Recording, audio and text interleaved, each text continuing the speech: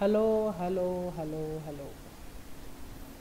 Welcome to ninth session of course Numerical Methods and Computer Programming. So in this session, we will be starting with the new unit, that is approximate solutions to simultaneous equations. So let us start with the introduction and revisit to the fundamentals of simultaneous equations, which you have studied in the previous years. So in engineering and science, the most common problem is solving the set of simultaneous linear algebraic equations. Especially in mechanical engineering, if you consider the domain of finite element analysis, computational fluid dynamics, thousands and thousands of simultaneous equations will be formed at the output of any analysis, and then you need to solve those equations. So these linear simultaneous equations are, as I already said, used in different domains in electrical, mechanical, civil engineering and so on. So when any system consists of less number of equations, it can be solved manually or the usual formula which you can use. But for large set of simultaneous equations, approximate methods, that is numerical methods, are more suitable. Let us consider the set of simultaneous equations as a11 x1 plus a12 x2 plus other terms, generalized term as plus a1n xn plus is equal to b1.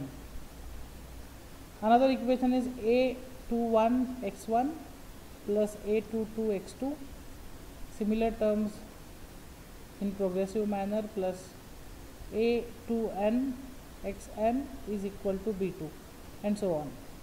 The generalized formula can be written as an1 x1 plus an2 x2 plus other terms in same manner plus ann xn is equal to bn. So if you observe these equations carefully, x1, x2 and x3 are considered as the variables, a11, a12, a13 and so on are considered as the coefficients, and b1, b2, b3 are considered as the constants. So a set of equations is called as system of simultaneous equations, and the values of respective variables, that is x1, x2 and x3, which satisfy all the equations, is considered to be solution of the system. So any system of simultaneous equations can be expressed in terms of matrix or matrix form, such as matrix A into matrix X is equal to matrix P.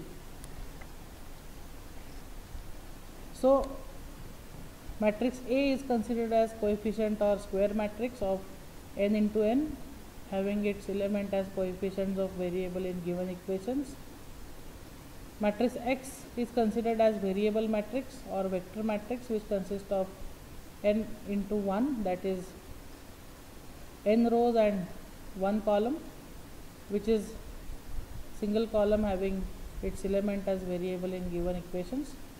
And matrix B is considered as constant matrix or vector matrix, which is also n into 1, which has single column having its element as constants, which are placed in various rows as given in the equations. So the above set of simultaneous equations can be expressed in the matrix form as shown here. So coefficient matrix consists of all a11, a12 and so on. Variable matrix consists of x1, x2 and all x terms, and constant matrix consists of all terms of B, that is b1, b2 and so on. So let us try to understand different types of solutions of simultaneous equations. When we solve the set of simultaneous equations, there is possibility to get any of the following types of solutions as unique solution, no solution or infinite solution. So let us try to understand what is unique solution. If a given set of equation has only one solution, that is for which all variables for which variables satisfy all the simultaneous equations, then it is considered as system with unique solution. For example, 2x plus 5y is equal to 9 and 3x minus y is equal to 5. If we consider these two equations and if you solve these equations, and you will get values of x is equal to 2 and y is equal to 1. We satisfy both the equations, and there is no other values of x and y which satisfy the above equation. Hence, system is considered as system with unique solution. If you want to visualize the graph which shows the two lines, one line for first equation and another line for second equation, which intersects at only one point, hence it represents the unique solution. So if you consider this particular graph, this line represents equation 3x minus y is equal to 5, and this particular line represents equation 2x plus 5y is equal to 9. So that means there is only one solution which can be visualized by considering the intersection of this particular line and this particular line. So that means these two lines intersects only at this particular point, hence it is considered as the unique solution. The second type of solution is no solution. If given set of equations has no solution, then it is called as system with no solution. For example, if we consider the equation as 2x plus y is equal to 5 and 2x plus y is equal to 3. So that means left hand side is same but right hand side is different. So the above set of equation has no solution. That means there is no value of x and y which satisfies both the equations. So now if you consider this particular graph, this line represents equation 2x plus y is equal to 3, and this particular line represents equation 2x plus y is equal to 5. So if you observe these two lines, these are two parallel lines which will not intersect each other at any instant. That is why it is called as no solution. Now the third solution is infinite solution. If set of equations has more than one solution, then the system is considered as system with infinite solutions. For example, if we consider set of equations as x minus y is equal to minus 2 and minus 2 into x plus 2y is equal to 4, then you may get the solutions as x is equal to 3, y is equal to 5, x is equal to 1, y is equal to 3, x is equal to 4, y is equal to 6. So that means all these values will satisfy both the equations. That is why it is considered as the infinite solution. So in these cases, two lines coincides each other at different points, hence you get different solutions. That is why it is considered as infinite solution. Now let us try to understand matrix and their types. An arrangement of different numbers in rows and columns is known as matrix. It is designated as number of rows into number of columns. For example, consider a matrix A as follows, in which there are 3 rows and 2 columns. Hence it is written as 3 into 2. So you can see here there are 2 columns and there are 3 rows. So 1, 7 and 9 are placed in first column, 6, 5, 4 are placed in second column. Whereas 1, 6 is placed in first row, 7, 5 is placed in second row, 9, 4 is placed in third row. So above matrix A is, that is why it is considered as 3 into 2. Hence is also known as rectangular matrix. So different types of matrix are given here: the square matrix, diagonal matrix, scalar matrix, unit matrix, upper and lower triangular matrix, row and column matrix, and transpose of matrix. So now let us try to understand what is square matrix. If number of rows in a matrix are equal to the number of columns, then the matrix is considered as square matrix.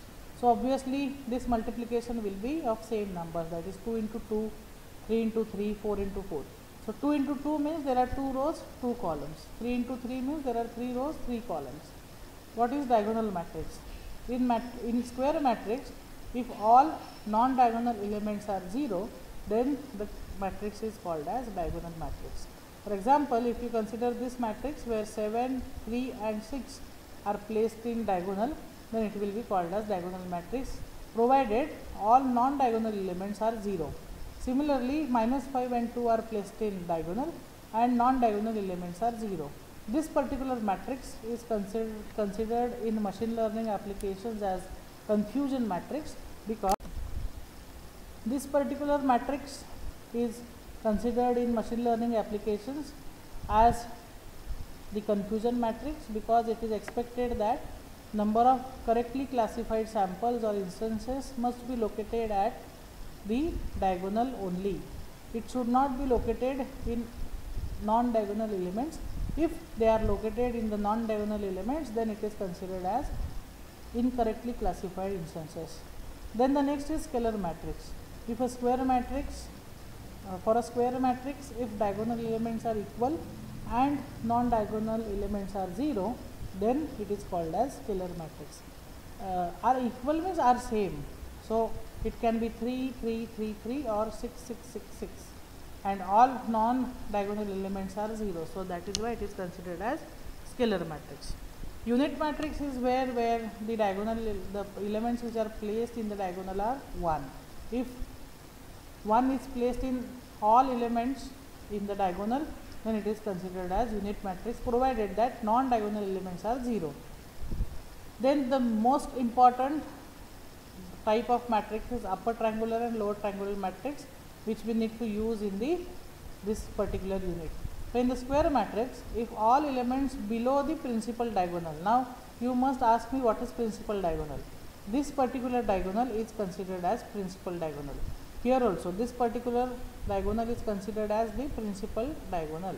So if all elements below the principal diagonal are 0, that means this is the principal diagonal. Below this, these elements are located below the principal diagonal.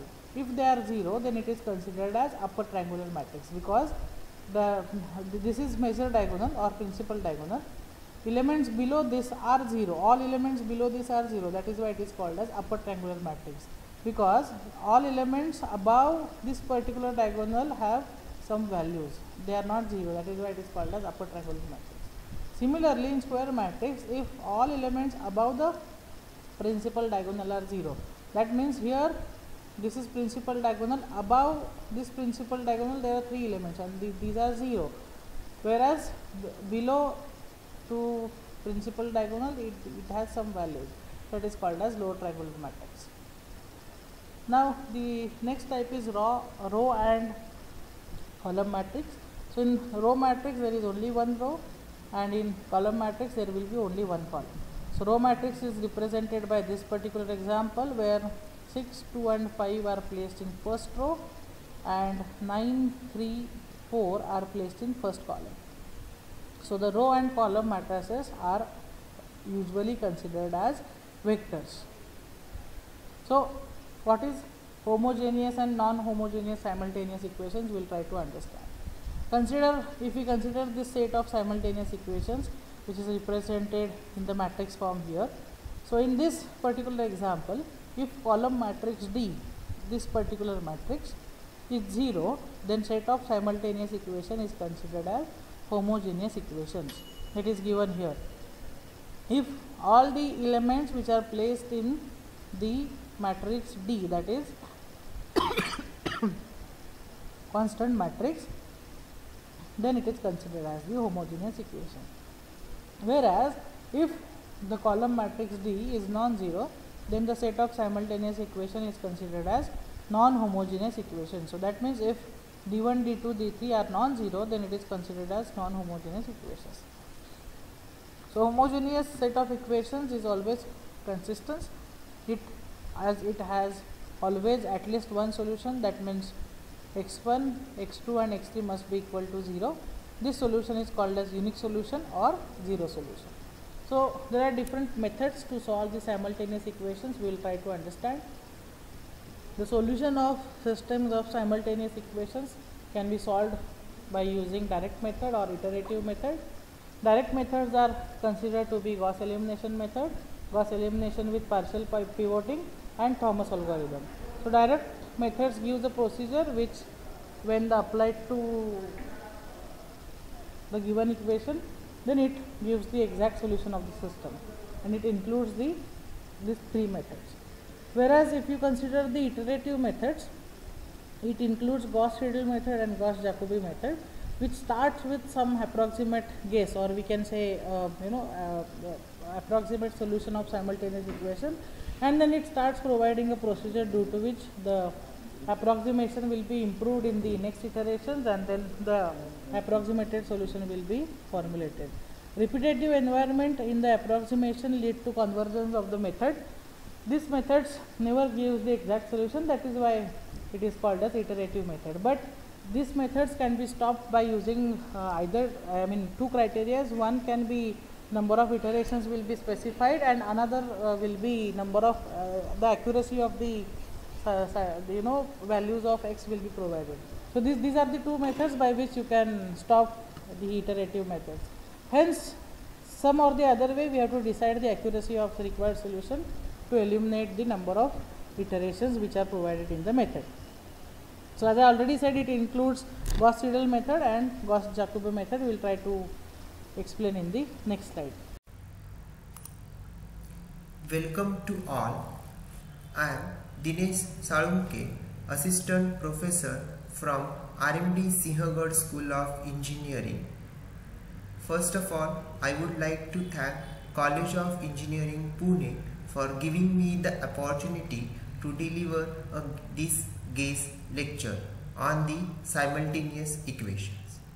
So in this lecture we are going to see the Gauss elimination method with partial pivoting and without partial pivoting. So first we will see the Gauss elimination method without partial pivoting.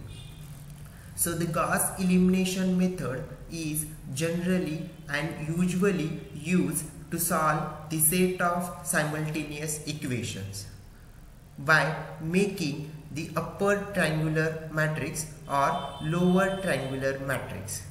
So there is the procedure to solve the simultaneous equation by the Gauss elimination method. We'll see the procedure. First step is to write the set of equations in the matrix form. The second step, that using the first row element of the first column and make the remaining elements of the first column to the 0. Then second step, the second row second column element will make the remaining elements of the second column to the 0.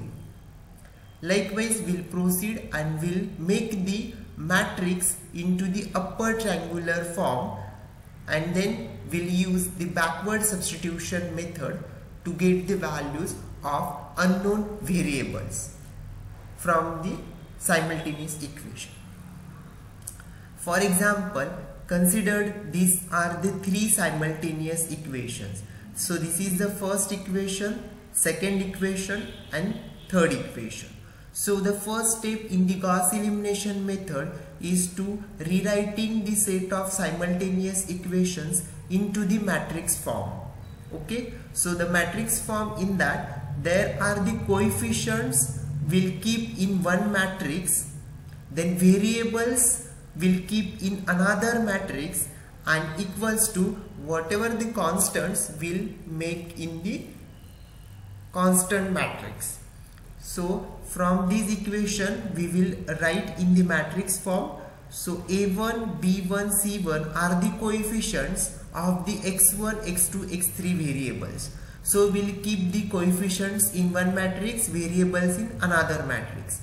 So we writing A1, B1, C1 in one matrix and x1, x2, x3 in another matrix, that called as a variable matrix. Okay. Then next, equals to D1, D2, D3 are the constants. So we writing these into the separate matrix that called as a constant matrix. Okay, so rewriting these equations into the matrix form likewise. Similarly for A2, B2, C2 in this matrix, A3, B3, C3 in this coefficient matrix. Next, the second step is to convert the matrix into the upper triangular matrix. So what is the upper triangular matrix? So upper triangular matrix means the elements below the diagonal.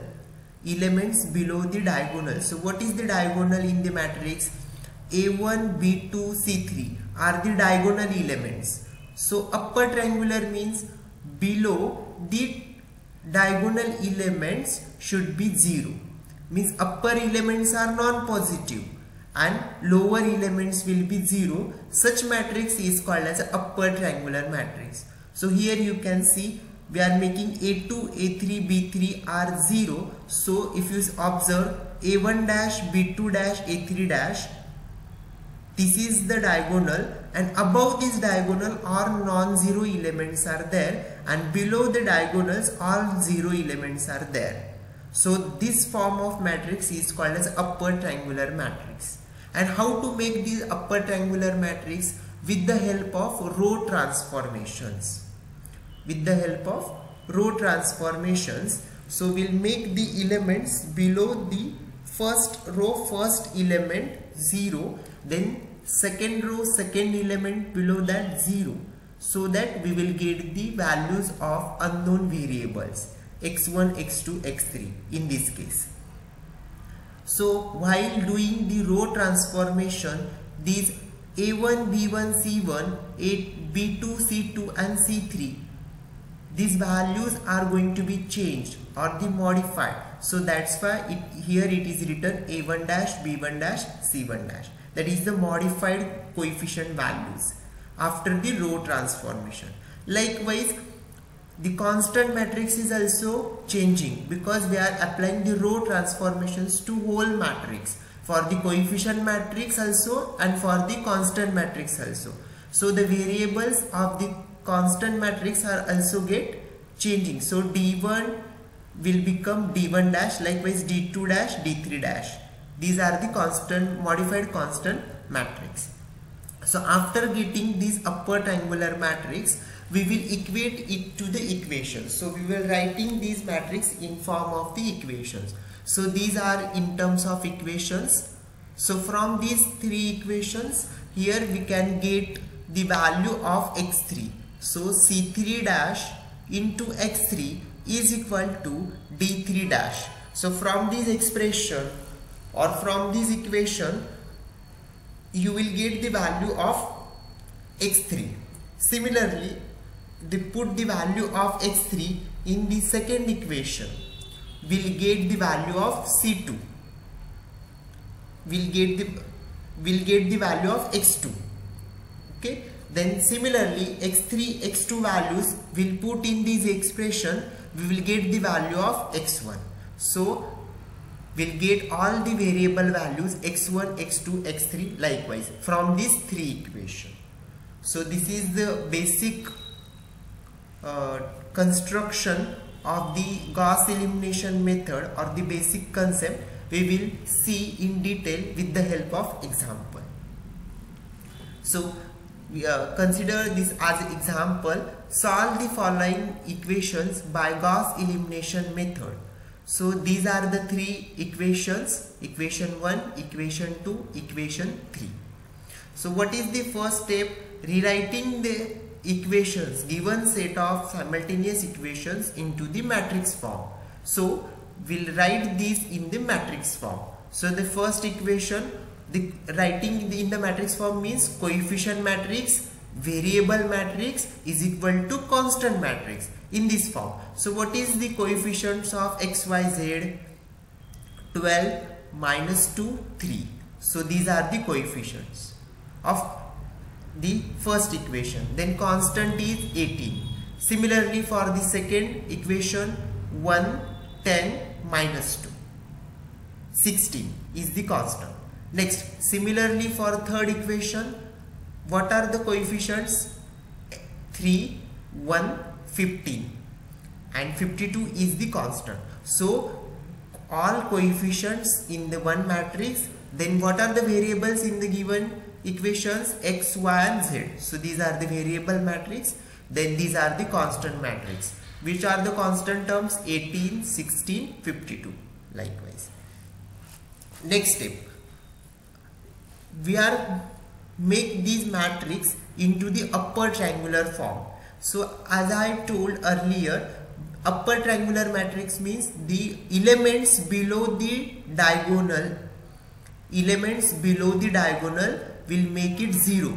That means this 1 3 1 we have to make it 0. How we have to make it 0? With the help of row operations. So we'll do the row operation. For that we'll selecting the first row, first column, that is this first element, that is 12. Okay, so with the help of this first row, first element, we'll make the elements of the below the first row, first element of the first column will make it 0. That is 1 and 3 will make it 0 with the help of the first element. Then likewise, similarly, we'll make this third row, second column element, that is 1. We'll make this 1 as a 0 with the help of the second row, second element, means with the help of this 10. With the help of this 10, we'll make it 0. Similarly, in the first column, with the help of 12, we'll make 1 and 3 as a 0. So for that we will make, for our simplicity, we'll make the element as a 1. So dividing the whole row of first row, by the 12. So R1 is equal to R1 by 12. So dividing 12 to the first row. So after dividing by the 12 to the first row, we are getting here 1 minus 1 by 6, 1 by 4 and 3 by 2. One note is that you have to divide to the whole row including the constant matrix. Means whatever the operations you are performing in the coefficient matrix, same operation you should have to perform to the constant matrix. So next step is to make this second row, first column element, this 1 as a 0 with the help of this first row, first element. Okay, so for that we require R2, modified R2 is equal, that is R2 minus R1. So we'll perform this operation. Similarly, we'll make this third row, first column element, this 3 as a 0 with the help of R1, that is the 1. So how to make it? This modified R3 is equal to this previous or the existing R3 minus 3 times of R1. So obviously it will going to be 0. So performing these two row operations on the matrix, then we will get this matrix. So perform these row operations on the constant matrix also. So here the constant matrix are also get modified. Okay. Then next, this first column, this 0 0, second row and third element will get 0. Now our aim is to make the third row element and the second column, that is 3 by 2. We have aim to make the 3 by 2 as a 0. With the help of what? With the help of the second row, second column element, that is 61 by 6. With the help of this element, we will make this as a 0. So for that simplicity, we will make this as a 1 first. So how to make? Multiply the second row with the 6 by 61. So this will get 1. So do the row operation on R2. So R2 will get modified only. The rest of row remains as it is. So here you can see we are getting 1 value. Okay. So similarly, this same operation is performed on the constant matrix. So we are in 29 by 2, we are getting 87 by 61. That is the modified. So now easily we can make now 3 by 2 as a 0 with the help of this second row, second column element, that is 1. So what is the modified R3? Modified R3 is this existing R3, that is 3 by 2 into this existing 3 by 2 minus 3 by 2 times of R2. 3 by 2 times of R2. So we'll get here 0. So performing these R3 operation, that is row 3 operations, so we are getting here 0. So now you can observe this is the diagonal elements 1, 1 and this one. So below the diagonal all the elements are 0. That means this is the form of upper triangular matrix. Means we have to stop at this position. So in some cases we have to make number of row operations, but after getting the upper triangular matrix then you have to stop it. Okay, then we'll writing this matrix in the equation form again. So by writing the equation form we'll get the value of Z. Okay, so Z we are getting this value. Then next, if you observe here, 1779 divided by 122 into Z is equal to 2767 divided by 61. It will give the value of Z. Similarly, put the Z value in the second equation, you will get the Y value, and put the Y and Z value in the first equation, you will get the value of X. So that method is called as a backward substitution method. Means we are putting the values in the backward direction to get the values of unknown variables. So this is, we are getting Z value, then putting the Z value in the second equation, we'll get the Y value, and putting the Y and Z value in the first equation, we will get the X value. So how the equations are to be formed? So 1 into X minus 1 by 6 into Y plus 1 by 4 into Z is equal to 3 by 2. Likewise, equations you have to form for the second and the third. Then these equations and put the values of known variables, we will get the values of unknown variables. So we are getting X value, this Y value and Z value.